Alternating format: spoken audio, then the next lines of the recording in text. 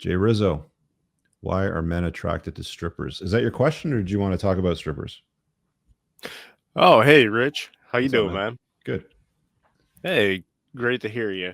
I was listening to the podcast earlier. Mm-hmm. Was thinking about the whole Jonah Hill thing, and I was Mm-hmm. like, why is it? Because she seemed kind of like a promiscuous lady. So why is it that we're all like attracted to strippers and the promiscuousness of the ladies? It's like we can't get enough. You know what I mean?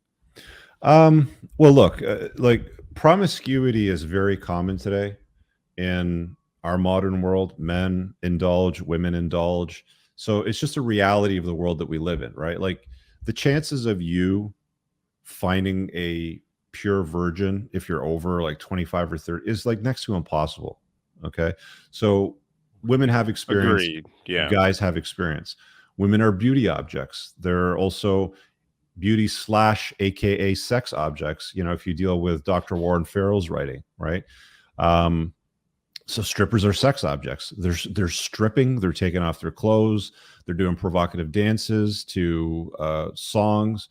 It's going to be boner inducing city, when you see them doing it. That's why they do it, right? So I mean, you're basically asking, like, you know why do men drive cars fast? Well, if you give them a fast car, they're going to rip it, right? You give them Gotcha. you put them in a room with a beautiful woman that's taking off their clothes. It's like flies to shit. They're going to be all over that all day long. Yeah, look, men don't have a lot of self-control in their youth. How old are you? Well, I'm currently 44, but this was back like before my 30s, you Yeah. know? I mean, like, you'll notice that guys don't have a lot of self-control. And then we reach a point where it's like, I don't know if you've dealt with so many women, or you've had enough girlfriends, or you've been married and divorced, or whatever it happens to be, but you reach a certain point where women don't have any authority or power over you, where you can legit say no to a 10, right? If you can get yourself to a point where you can look at a 10 who might be manipulative, who might be destructive in your life, for example, and you're just like, no, I'm good. That's a superpower, right? And it takes guys a while to get there. It takes bullshit. It takes them losing half their shit in a divorce, being alienated from their kids. It takes some stupid choices. It takes maybe knocking up crazy. It takes all kinds of stuff. It takes, you come home and there's a bunny boiling in your stovetop. It takes weird shit for guys to get to, the point where they're just like, I'm good. I don't need this, right? And that's a superpower when you can get there. I'm Yeah, I there. got you. Good Yeah. times, man. I got there, because I was thinking about it with the podcast. Like four of the 15 that I've been with, Mhm. they were strippers. I even stupidly, I married a stripper. Oh man, like, Two you kids, knew that she was a stripper, kids right? divorced. Yes, Okay, married a okay, stripper. okay. Now we're getting to some storytelling. Like, I know guys that claim that they married a hooker and they didn't know that they were a hooker. No, but Okay, I married a stripper, knew okay, she was a stripper. Yeah, okay. because So I've been okay, with so two tell our before her audience why you did something so stupid. because I was a simp. Because you thought you could change her. You were playing Captain Save-A-Ho, weren't you? Exactly. Yeah. Yes, sir. So how did that unfold for you, Exactly. marrying the stripper?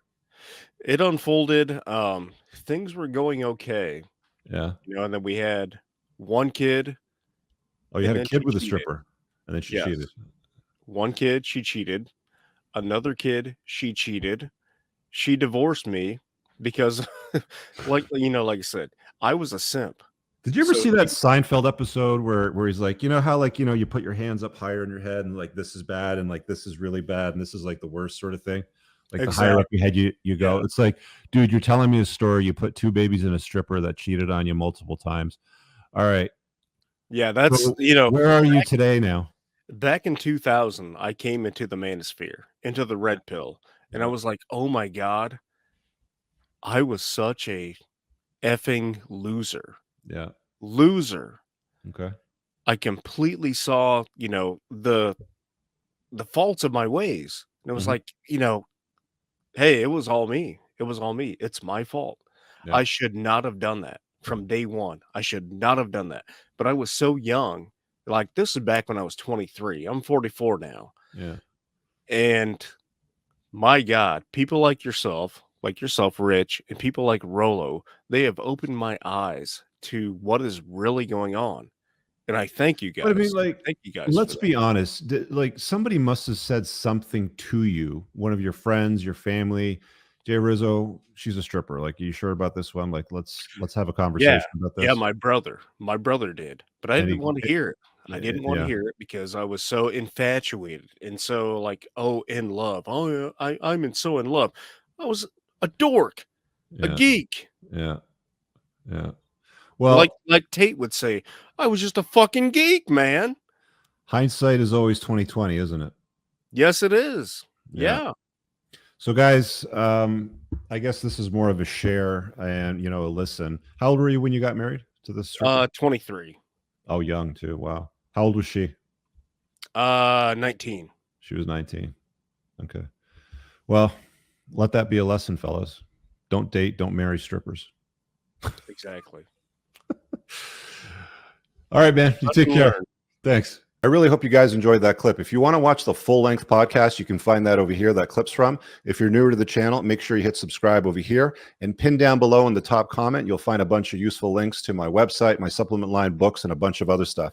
Have an amazing day. Peace out.